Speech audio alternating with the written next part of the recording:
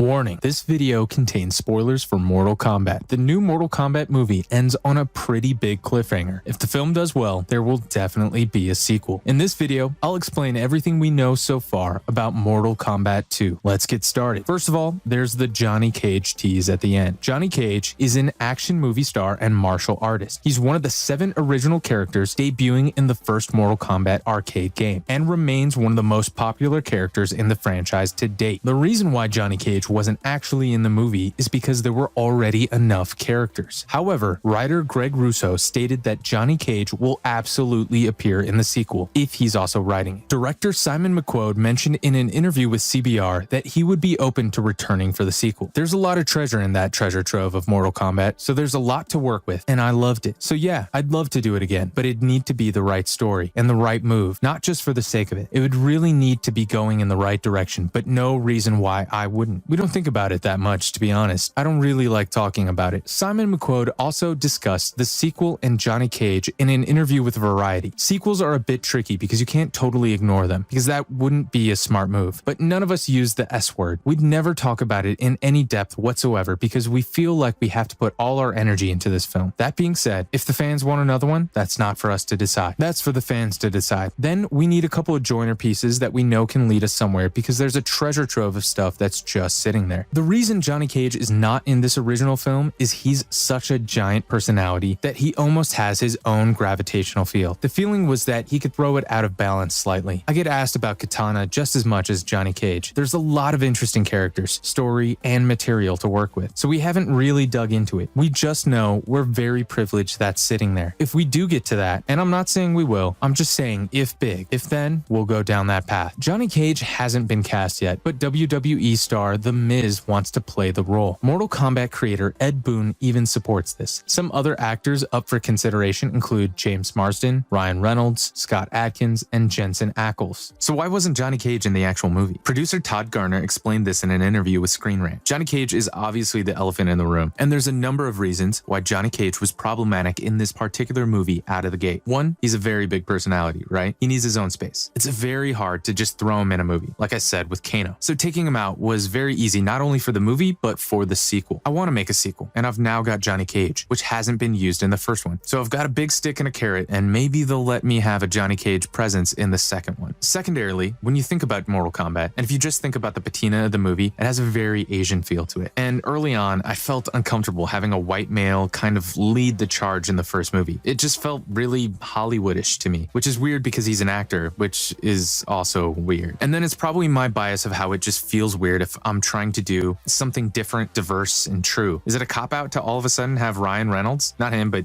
you know, as the lead? It felt a little disingenuous to me. It's super easy to bring him in a big, bombastic, fun way in the second, and he deserves that as a character. I love these characters, so we thought hard about it. Simon McQuoid went on to express that he would like to focus on the female characters in the sequel. I guess I'd like to shift it to be a little more female. There's some fantastic female characters in Mortal Kombat, and I think we can bring balance there to a better extent. A lot of characters died in the first Mortal Kombat movie, but they'll 100% return since death isn't permanent in the Mortal Kombat universe. Simon McQuoid also discussed this. Well, yes, if you just look at the game, it's exactly what the game has done in a really interesting way. I think we can perhaps learn from the games and try to do something interesting again. There's a big asterisk on all this. I think the way they handle timelines and alternative iterations of the same character is really interesting. It doesn't always mean that character comes back. Oh, I've been reincarnated, I'm the same. There's some really interesting evolution and growth of these characters. The experience of death informs who they become. So I guess I don't want death to be something that is inconsequential. That is something I certainly think about as we discuss the story and what that means. So I think there are opportunities there, and certainly Sub-Zero has some opportunities. Furthermore, Josh Lawson said in an interview with Inverse that his character could return in a future movie. I can tell you that me and my agents think it's very possible he can come back. To me, this looks like the beginning of what Kano eventually becomes in the games. I would be disappointed and surprised if we didn't get to watch Kano evolve into what fans really know him to become. Josh Lawson also talked about Kano's return in an interview with Polygon. Even Sang Sung, at the end of the film, says something to the effect of death is just an illusion. Hopefully the point will be that when they come back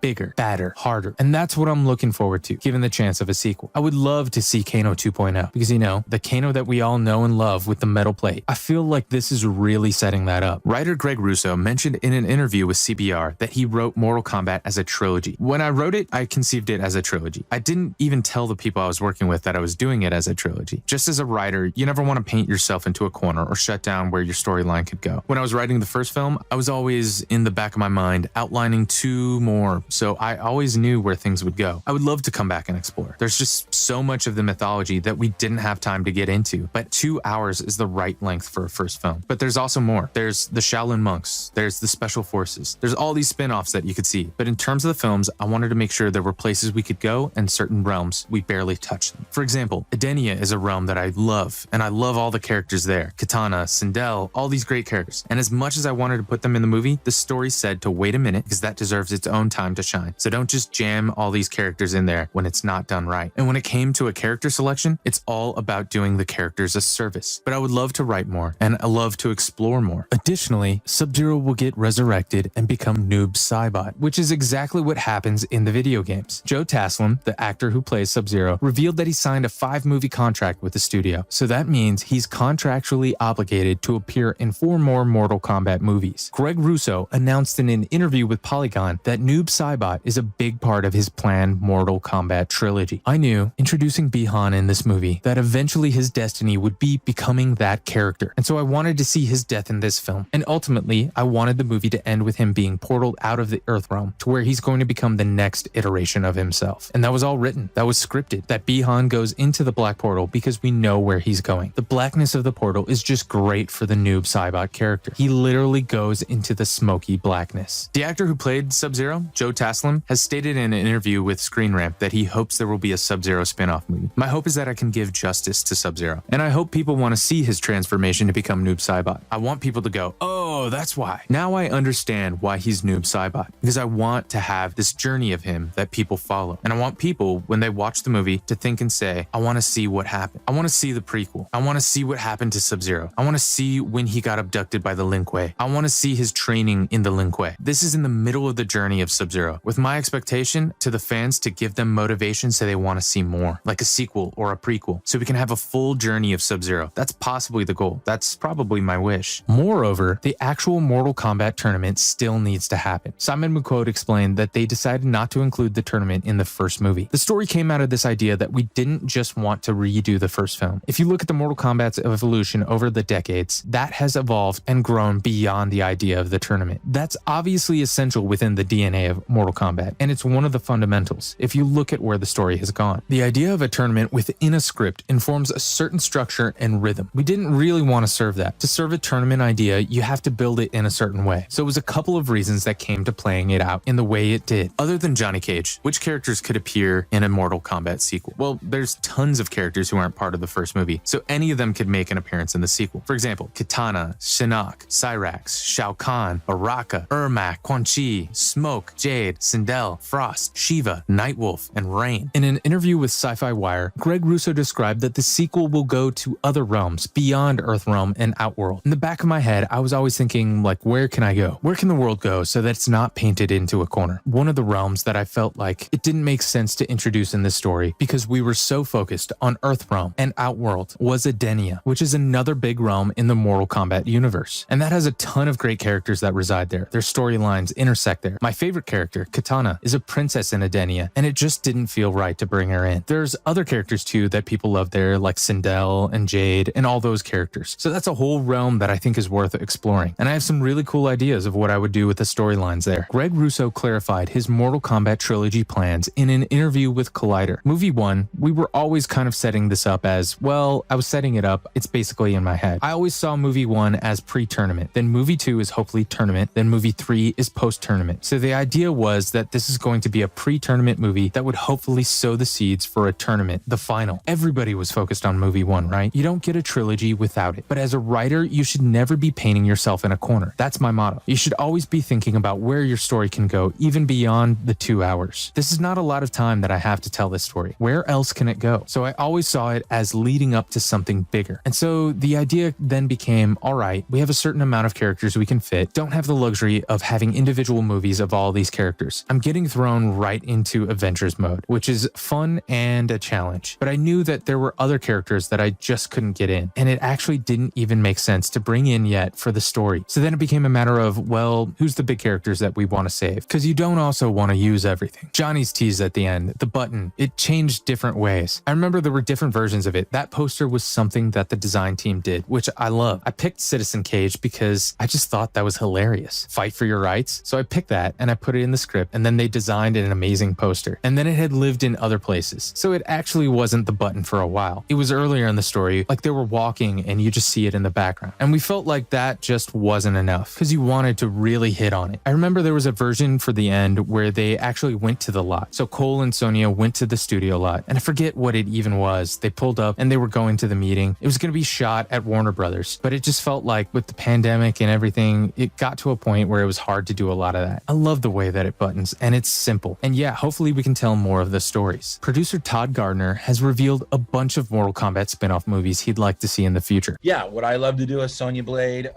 Jax movie that looked like Black Hawk Down? Absolutely. Would I love to do a Monks movie that would rival anything that you saw in Crouching Tiger? Absolutely. I'd love to do a Bihan Hanzo, really dive into that origin story, like a classic, beautiful samurai movie. I'd love to do a standalone Johnny Cage movie that blows Deadpool out of the water in terms of humor and scope and violence. I would love that. Todd Gardner also talked about his plans for an extended cinematic universe for Mortal Kombat in an interview with Collider. There are people we can see later. There's also characters that have such complicated backstories with other characters. You want to give them more service. I keep saying I want to do 9 hours of WandaVision in this thing. Whether it's our vision of that, maybe it's just the monks, just Liu Kang and Kung Lao, 9 hours of them. I'm in. There's so much to draw from. So we were trying to be as intelligent as we could to tell a story that you could just come in and sit down and not know what Mortal Kombat is and enjoy it. And by the end, be as big of a fan as the guy who played the game for 30 years and knows everything about everything. There's certain things I would have loved to have had in the movie, and I just couldn't. Cost and practicality and things like that, just going off on a weird tangent for 20 minutes for something that's not to the core of the story. So our goal and our prayer is that this movie does well enough, and we've set it up enough and is satisfying enough for both fans and people who don't know anything about Mortal Kombat, that they're just going to allow us at some point to sit with creators Ed Boon and John Tobias and all the Warner Brother execs and put up a big whiteboard like Kevin Feige did and map out the universe and map out years and years of this. That's my prayer. In addition, the cast members of the Mortal Kombat movie have voiced their opinions, which characters they want to appear in a sequel. I would like to see Scarlet. I think Scarlet is a really cool character. I like the blood bending idea. I like to fight Smoke.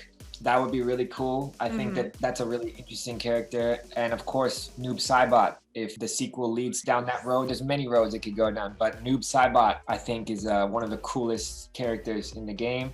And I would love to try my hand. I would like to see Katana and Jackie Briggs. I want to see some more women of color in the movie. And I got beef with Bakara. I just feel like that would be a hell of a fight between Jax and Bakara. So I would love to see Johnny Cage. I would love to see him spar with Josh, whoever that person might be. I'm like in the middle of that action too, with Kano and Johnny Cage and these two massive egocentric lunatics. I just think what a hoot to see. That'd be fun. I'll add Cassie Cage to it as well. I think that's... You just want to flirt. Yeah, I mean, I feel like that... Is that age appropriate? I don't know. Just there's so much fun to be had with the millennial view of this world. Really good point, yeah. You know what I mean? I just feel like that's a very current... She's a prism through which we could see the world, from a really contemporary standpoint. So yeah, the Cages. Mortal Kombat is already proving to be a big success for the studio, so a sequel is highly likely. Samba TV has reported that Mortal Kombat was HBO Max's most viewed weekend premiere ever at 3.8 million US households. Mortal Kombat drew more viewers in its first weekend than Godzilla vs. Kong did in its first 5 days. And that's everything we know so far. How excited are you for Mortal Kombat 2? Let me know in the comments below. What did you think of Mortal Kombat? I personally thought it was pretty decent. It's not the best video game movie or anything, but the fight scenes were great, and it was very fun to watch. I'd definitely watch the sequel if they made one. Well, that's it for this video. If you enjoyed it, make sure to subscribe so you never miss a future upload. Thanks for watching, and I'll